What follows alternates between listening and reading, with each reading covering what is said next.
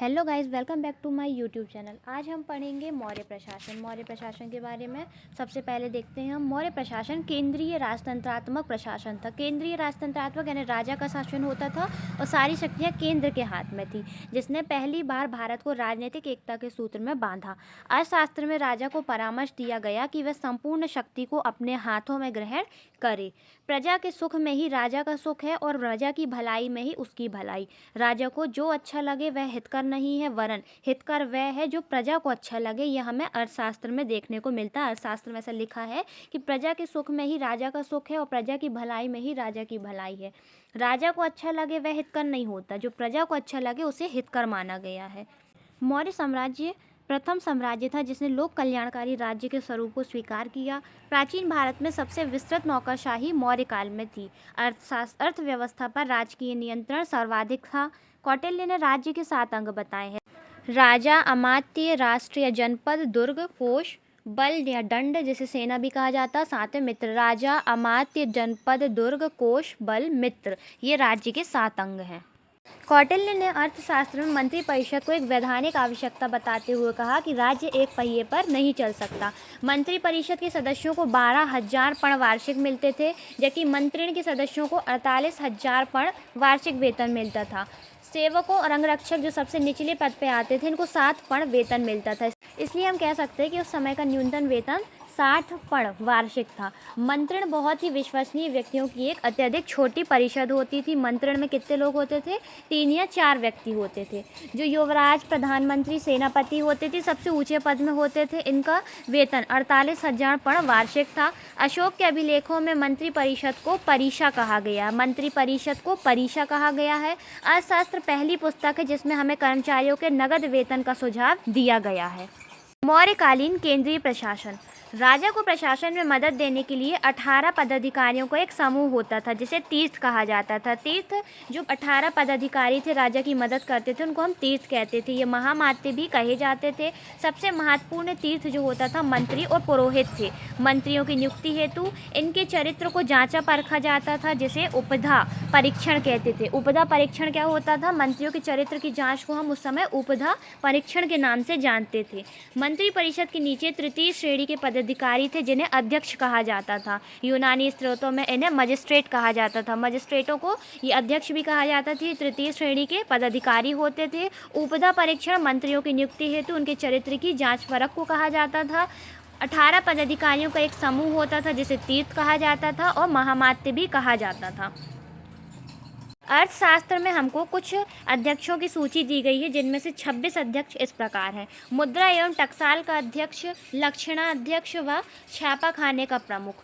यह सिक्के जारी करता था। मुद्रा या टकसाल का अध्यक्ष जो होता था, इसको लक्षणा अध्यक्ष कहते थे या छापे खाने का प्रमुख कहते थे। यह सिक्के जारी करता था, जबकि रूपदर्शक नामक अधिकारी मुद्रा का परीक्षण करते थे। रूपदर्शक मुद्रा का अधिकारी था। पण्य अध्यक्ष पण्य व्यापारी होता है, यानी व्यापार और वाणिज्य का अध्यक्ष। कुपिया अध्यक्ष, कुपिया हम देखते हैं कूपा लेके लोग कहाँ जाते हैं? जंगलों में जाते हैं, तो कुपिया अध्यक्ष जंगल की वस्तुओं के निरीक्षण हेतु अधिकारी थी। पौतवा अध्यक्ष, पौते को मापा तोला नहीं जाता तो माप और तौल का अध्यक्ष मान लिया हमने, पौतवा अध्यक्ष रिलेट कर लिया। शुल्क अध्यक्ष, शुल्क कब हम देते हैं? जब चुंगी या फिर किसी चीज़ की वसूली की जाती है तो शुल्क देना पड़ता है, तो चुंगी और वसूली के लिए जो अध्यक्ष होता था उसे शुल्क अध्यक्ष कहते थे। सूत्र अध्यक्ष, सूत्र से सूत याद कर लो, सूत जैसे कटाई बुनाई की जाती है, तो सूत्र अध्यक्ष कटाई बुनाई वस्त्र गतिविधियों का अध्यक्ष था। आयुधागार अध्यक्ष, आयुध जहाँ पे अस्त्र शस्त्र रखे जाते हैं उनको हम क्या कहते हैं? आयुधागार। तो आयुधागार का अध्यक्ष क्या कहलाएगा? अस्त्र शस्त्र के रख रखाव के लिए नियुक्त होता था। सीता भूमि को कहते थे, इसलिए सीता अध्यक्ष राजकीय कृषि विभाग का अध्यक्ष होता था। सुरा अध्यक्ष, सुरा मदपान से रिलेटेड यानी आबकारी विभाग का अध्यक्ष, सुरा आबकारी विभाग का अध्यक्ष। दारू विभाग होता है इसका आज भी हम देखते हैं कि इसके लिए आबकारी विभाग भर्ती करता है, तो सुरा अध्यक्ष आबकारी विभाग का अध्यक्ष।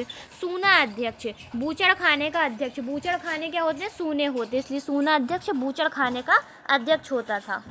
अकारा अध्यक्ष, अकारा अध्यक्ष खानों का अध्यक्ष होता था। विविता अध्यक्ष, विविध चारागाह, अलग अलग प्रकार के चारागाह, तो विविता अध्यक्ष चारागाहों का अध्यक्ष। नवा अध्यक्ष, ना से नवा और ना से नौसेना का अध्यक्ष, तो नवा अध्यक्ष नौसेना का अध्यक्ष। गणिका अध्यक्ष, गणिका वैश्याओं को बोला जाता है, इसलिए गणिका अध्यक्ष वैश्याओं के निरीक्षक को कहते थे। संस्था अध्यक्ष, संस्था व्यापारिक मार्गों के लिए बनाई जाती थी, इसलिए संस्था अध्यक्ष व्यापारिक मार्गों का अध्यक्ष। लवणा, लवण यानी नमक से रिलेटेड, और नमन का अधिकारी को हम बोलते थे लवणा अध्यक्ष। मुद्रा अध्यक्ष पासपोर्ट अधिकारी होता था। मुद्रा, हम जब पासपोर्ट बनवाते तो मुद्रा देना पड़ता है, तो पासपोर्ट के लिए मुद्रा अध्यक्ष पासपोर्ट अधिकारी।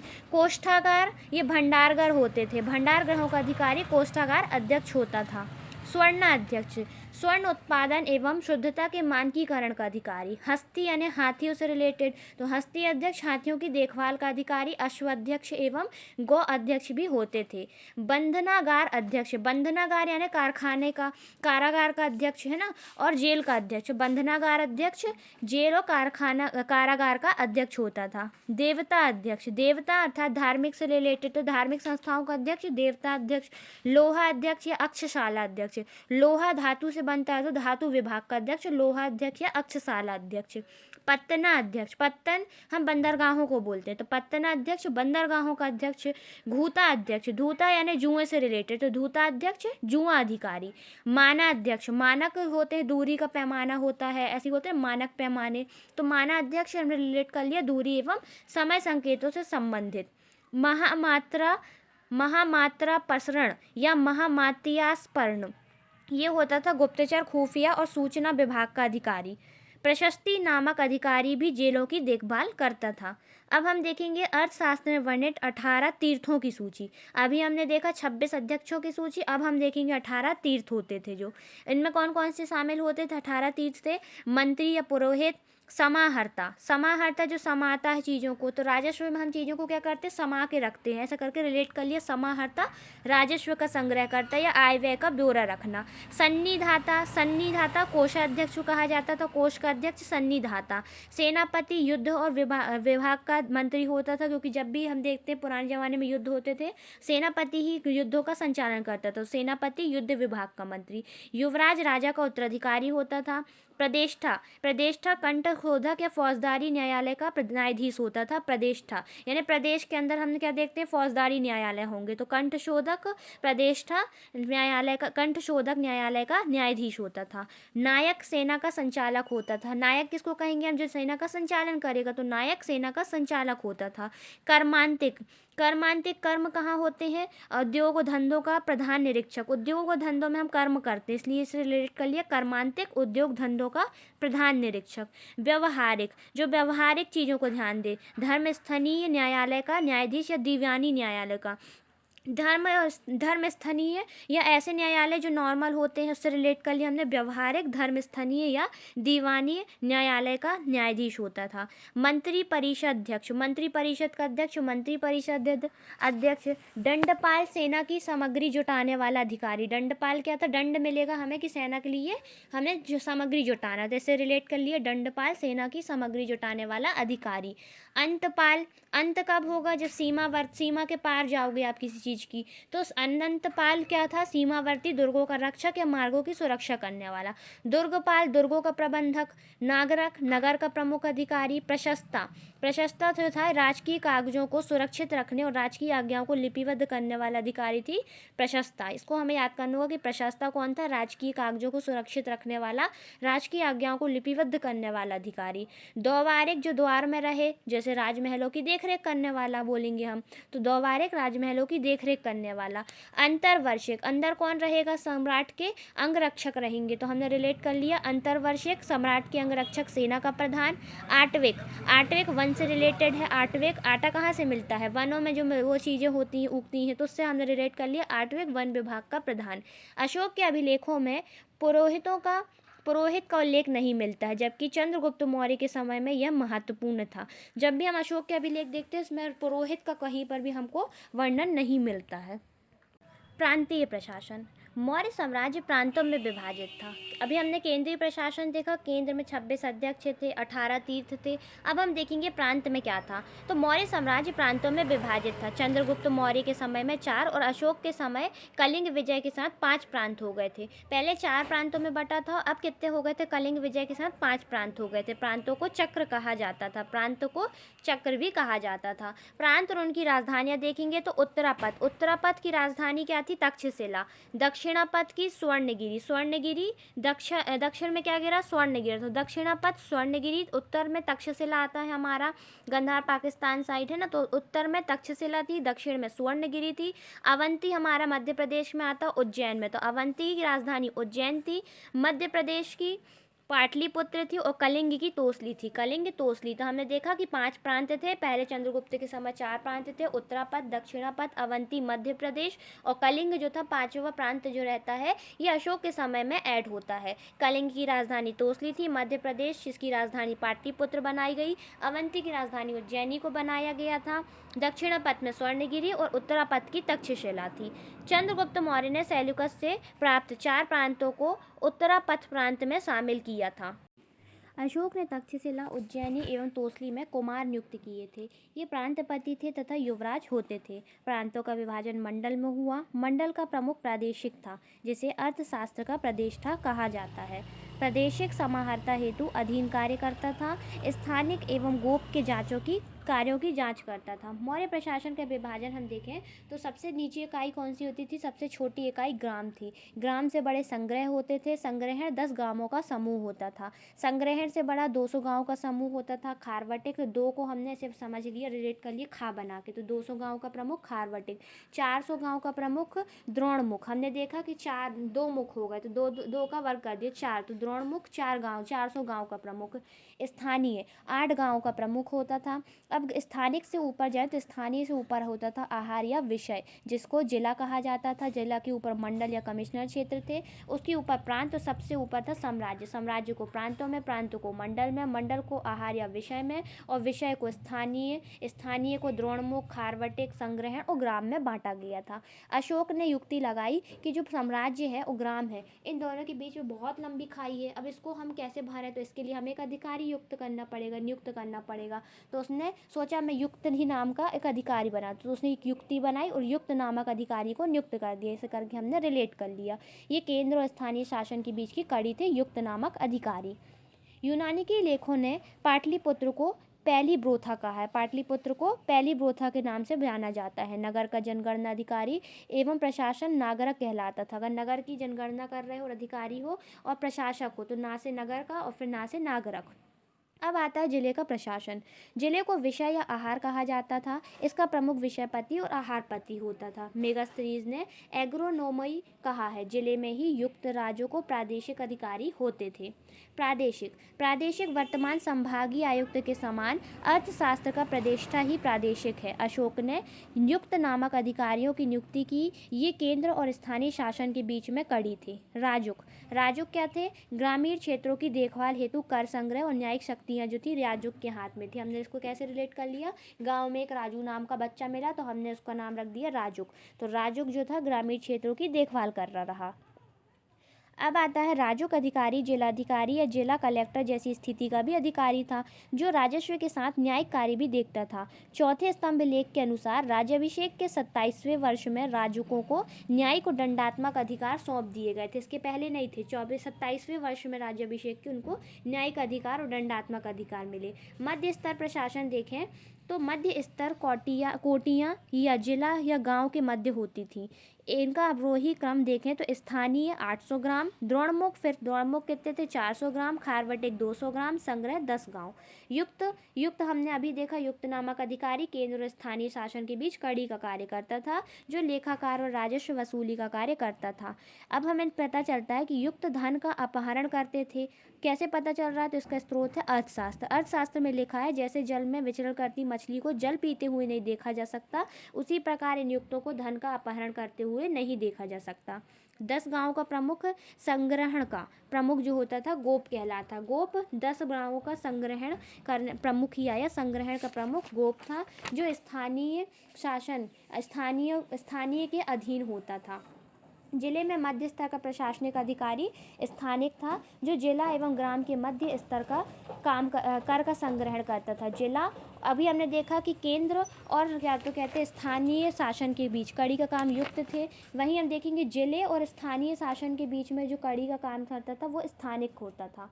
अब हम देखेंगे प्रशासनिक अधिकारियों का बढ़ता हुआ क्रम, जो हमें पेपर में जमाने को आता है। सबसे छोटा आता है कौन? गोप। गोप से ऊपर स्थानिक होता था, स्थानिक के ऊपर युक्त होता था, युक्त के ऊपर राजुक होता था, राजुक के ऊपर प्रादेशिक, प्रादेशिक के ऊपर विषयपति, विषयपति के ऊपर समाहर्ता, समाहर्ता के ऊपर महामात्र या महामात्र, महामात्र के ऊपर प्रांतपति और फिर सबसे ऊपर होता था प्रमुख केंद्र राजा। महामात्र उच्च अधिकारी या महामात्र को केंद्र में राजा से प्रांतपति की जानकारी के बिना सीधे आदेश मिलते थे। किसको? महामात्र को। अनंतपाल, अनंतपाल सीमावर्ती और अर्ध स्वायत्त राजाओं पर नियंत्रण रखा जाता था। अपराधों और नियंत्रण हेतु पुलिस की व्यवस्था भी थी। पुलिस को रक्षण कहा जाता था, जो रक्षा करे, रक्षण अर्थात पुलिस। प्रतिवेदक, प्रतिवेदक राजा को सूचना देने वाला अधिकारी होता था। अब हम देखेंगे मौर्यकालीन नगर प्रशासन। कौटिल्य नगर प्रशासन का वर्णन नहीं करता है, जबकि मेगास्थनीज के अनुसार पाटलिपुत्र का नगर प्रशासन 3 सदस्यों के एक मंडल द्वारा, जो 6 समितियों में विभक्त था, चलाया गया है। प्रत्येक समिति में 5 सदस्य होते थे। ध्यान देने योग्य बात है कि अर्थशास्त्र में हमको प्रशासनिक अधिकारियों के बारे में सूची मिलती है, वहीं केंद्र और जिला प्रशासन, प्रांत प्रशासन के बारे में जानकारी मिलती है, लेकिन कौटिल्य हमको अपने अर्थशास्त्र में कहीं पर भी नगर प्रशासन के बारे में कोई जानकारी नहीं देता है, जिसकी जानकारी हमको मेगास्थनीज दे रहा है। मेगास्थनीज क्या बता रहा है कि पाटलिपुत्र का नगर प्रशासन 3 सदस्यों के मंडल द्वारा, जो 6 समितियों में विभक्त थे, चलाया जाता था। प्रत्येक समिति में 5 सदस्य होते थे। प्रथम समिति उद्योग और शिल्पों का निरीक्षण करती थी। द्वितीय समिति विदेशियों की देखरेख करती थी। तृतीय समिति जन्म मरण का रजिस्ट्रेशन और जनगणना करती थी। चतुर्थ समिति व्यापार एवं वाणिज्य से रिलेटेड थी। पंचम समिति निर्मित वस्तुओं के विक्रय का निरीक्षण करती थी। और छठी समिति जो थी बिक्री कर वसूल करती थी, जो 1/10 था। 5 समिति कौन सी थी? उद्योग, विदेशियों की देखभाल करने वाली, मरण जन्म का लेखा जोखा रखने वाली, जनगणना, एक व्यापार वाणिज्य से रिलेटेड थी, एक विक्रय का निरीक्षण करती थी वस्तुओं का, और बिक्री कर से वसूल करती थी। अब आता है मेगास्थनीज नगर अधिकारी को एस्ट्रोनोमोई कहता था। एस्ट्रोनोमोई किसको कहा गया है? मेगास्थनीज के द्वारा एस्ट्रोनोमोई नगर अधिकारी को कहा गया है। एस्ट्रोनोमोई नामक अधिकारी जिले में सड़क एवं भवन निर्माण का कार्य देखता था। एस्ट्रोनोमोई नगर का अधिकारी किसने बोला है? मेगास्थनीज ने बोला है। अब हम देखेंगे मौर्यकालीन न्याय व्यवस्था। सम्राट सर्वोच्च एवं अंतिम न्यायाधीश होता था। हमने देखा कि कैसा था? राजतंत्रात्मक शासन व्यवस्था थी, केंद्रीय राजतंत्रात्मक व्यवस्था थी, यानी केंद्र के हाथ में सब कुछ था, केंद्र में राजा बैठता था। तो सीधी सी बात है कि न्याय व्यवस्था का भी अंतिम न्यायाधीश कौन होगा? राजा या सम्राट को बोलेंगे। अर्थशास्त्र में 2 प्रकार के न्यायालयों का वर्णन मिलता है, एक धर्मस्थनीय और एक होता है कंठशोधक। धर्मस्थनीय जो थे दीवानी अदालत होती थी, इनका प्रमुख न्यायाधीश धर्मस्थ या व्यवहारिक होता था।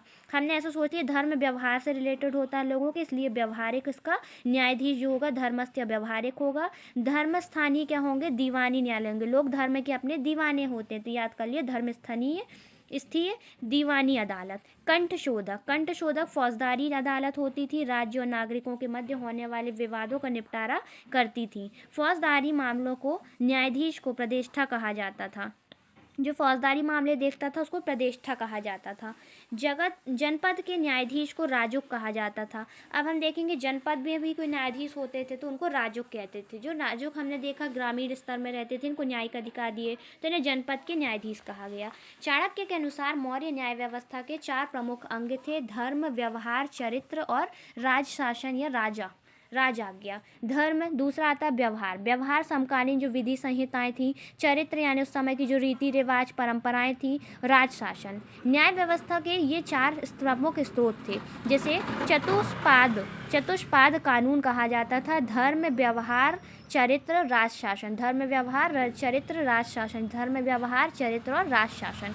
चोरी एवं लूट के मामलों को साहस कहा जाता था, इन्हें धर्म स्थानीय न्यायालयों में पेश किया जाता थे। चोरी और लूट करने एक साहस का काम है, तो ऐसे करके हमने रिलेट कर लिया, चोरी और लूट के मामलों को साहस कहा जाता था, इन्हें धर्म स्थीय यानी कि व्यवहारिक द्वारा देखा जाता था, इसका न्यायाधीश व्यवहारिक कहलाता था।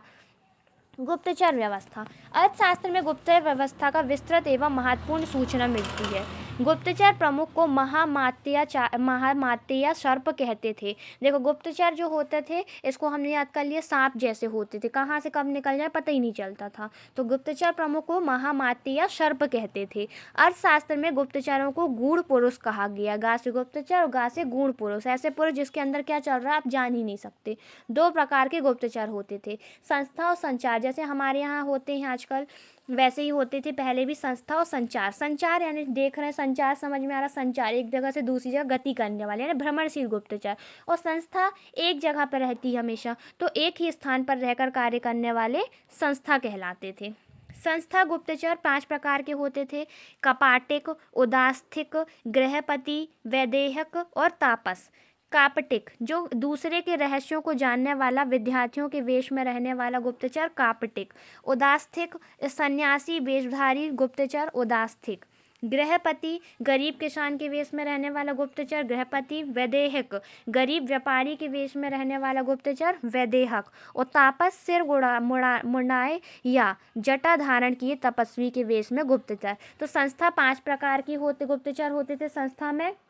कपाटिक, हमने देखा आजकल के विद्यार्थी कपटी होते हैं, तो ऐसे करके रिलेट कर लिया, विद्यार्थी के वेश में या दूसरों के रहस्य को जानने का, उसको कपटी बोलेंगे। तो कपाटिक, दूसरों के रहस्य को जानने वाला, विद्यार्थी वेश में रहने वाला। उदासिक, उदार कौन होगा, सन्यासी होगा, तो सन्यासी वेश में उदासिक। गृहस्पति, गृह में जो रहेगा कार्य करेगा, वो क्या करेगा, किसान होगा या गरीब होगा, तो गरीब किसान के वेश में रहने वाला गृहपति। वैदेहिक, वैदेह जिसके पास देह में पहनने के लिए कपड़े भी ना हो, तो गरीब व्यापारी के वेश में रहने वाला गुप्तचर वैदेहक। और तापस, तापस यानी कि जो तपस्या करेगा, हम तपस्या से हमें सीधा ऋषि मुनि याद आते हैं, जिन्हें सिर मुड़वा दिया है, जटा धारण कर ली है, तपस्वी के भेष में है। तो संस्था 5 प्रकार की गुप्तचर थे संस्था में, कपाटिक, उदास्थिक, गृहपति, वैदेहक और तापस। संचारा, संचारा जो भ्रमणशील गुप्तचर थे, अब इनके अंतर्गत कौन कौन से आते हैं उनको देखेंगे। सत्री, समुद्र विद्या, ज्योतिष, व्याकरण, इंद्रजाल, वशीकरण, नाचने गाने की कला में निपुण गुप्तचर सत्री कहलाते, जो सत्र कर्म कर लें, सत्री। तीक्ष्ण, तेज हो, धन के लिए प्राणों की भी परवाह ना कर हर तरह के खतरे में कार्य करने वाला गुप्तचर तीक्ष्ण, सबसे तेज वाला गुप्तचर है ना, जिसको अपने प्राण की भी परवाह ना हो। सरद, अपने बंधुओं से भी स्नेह ना रखने वाला क्रूर और प्रकृति से आलसी गुप्तचर। कौन था, सरद। शरद ऋतु में लोग क्या हो जाते हैं, आलसी हो जाते, तो आलसी लोग किसी के नहीं होते, तो ऐसे याद कर लिया हमने, अपने बंधुओं से भी स्नेह ना रखने वाला क्रूर और प्रकृति से आलसी गुप्तचर। परिव्राजक, परिव्राजक सन्यासी के वेश में गुप्तचर कार्य करने वाला स्त्री।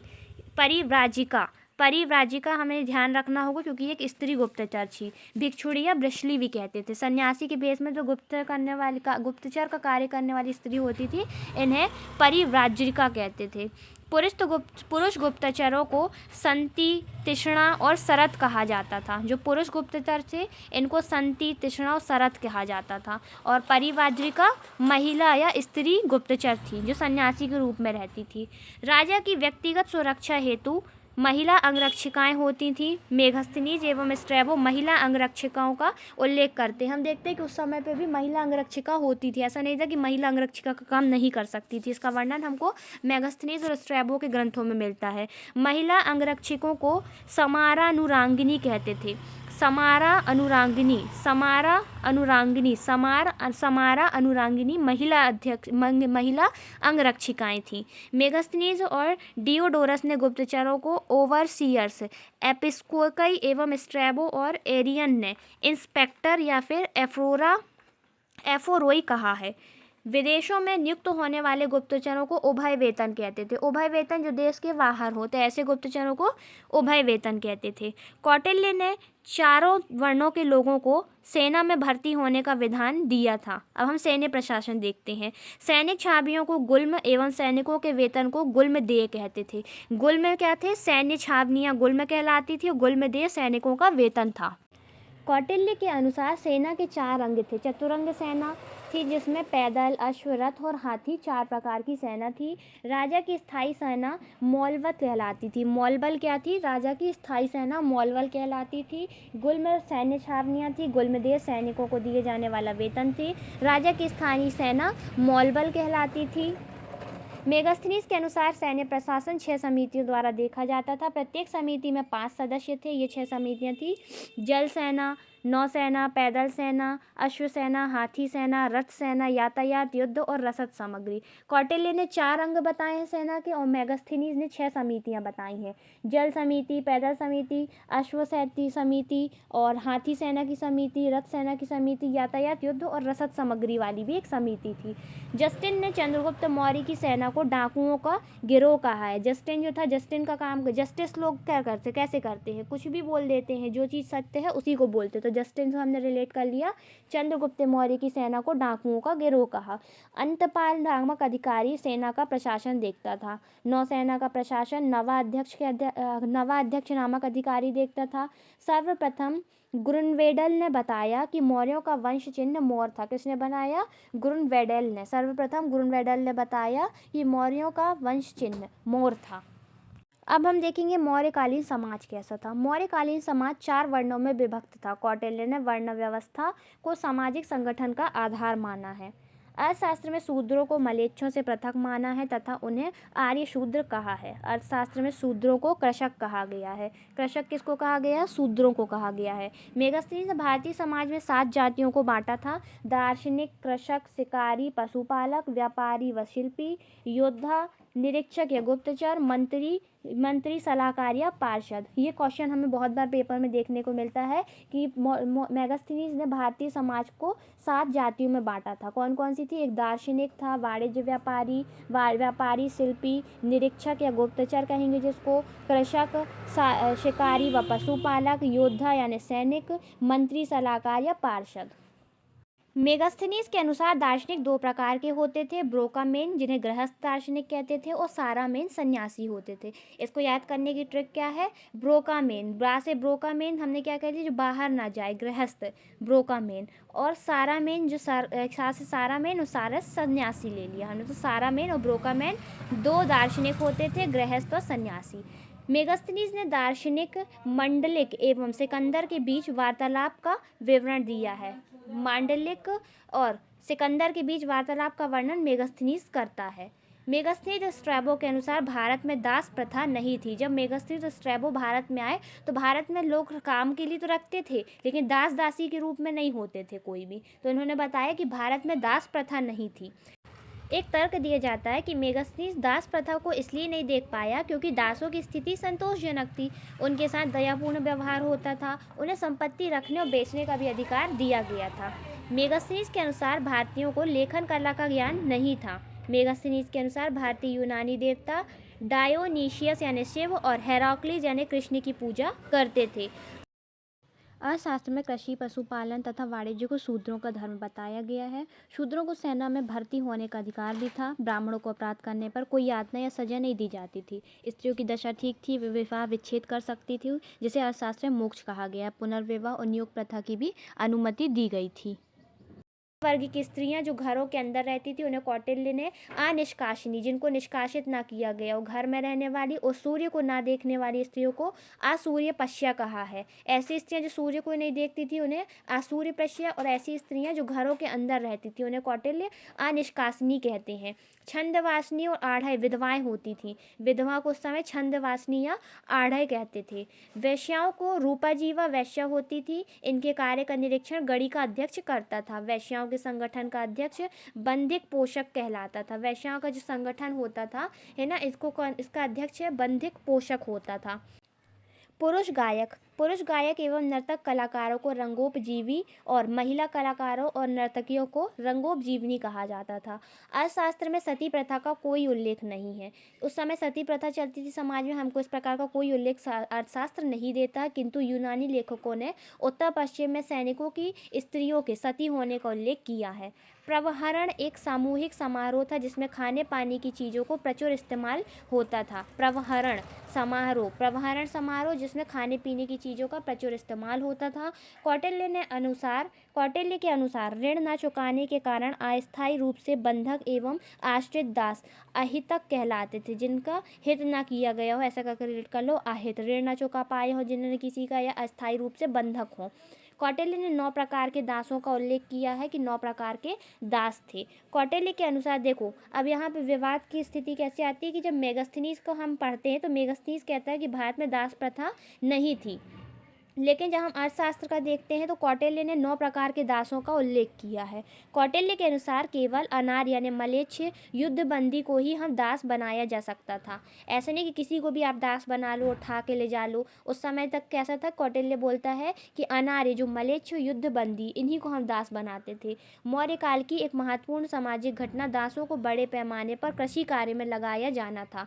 सर्वप्रथम दासों को कृषि कार्य में बुद्ध युग में लगाया गया था। ऐसे नहीं कि हम अपने दासों को रख लिया है तब उनके हम मारपीट कर रहे हैं, उनको नाचने गाने के लिए मजबूर कर रहे हैं, नहीं, उनको कृषि कार्य में लगा दिया जाता था। और ये काम कब से शुरू हुआ था, बुद्ध के टाइम पीरियड से। ब्राह्मणों को राज्य से मिलने वाली कर मुक्त भूमि को अर्थशास्त्र में ब्रह्मदेय कहा गया है। कौटिल्य ने 8 प्रकार के विवाह का उल्लेख किया है। पतंजलि को शेषनाग का अवतार माना जाता है। पतंजलि को हम शेषनाग का अवतार कहते हैं। परिहार, एक परिहार शब्द मिलता है जो करों में छूट से रिलेटेड माना जाता है। पुंड्रवर्धन का साम्य हम उत्तर बंगाल से लेते हैं। आगे के पार्ट बी में हम देखेंगे मौर्यकालीन अर्थव्यवस्था। तब तक के लिए लाइक, शेयर एंड सब्सक्राइब।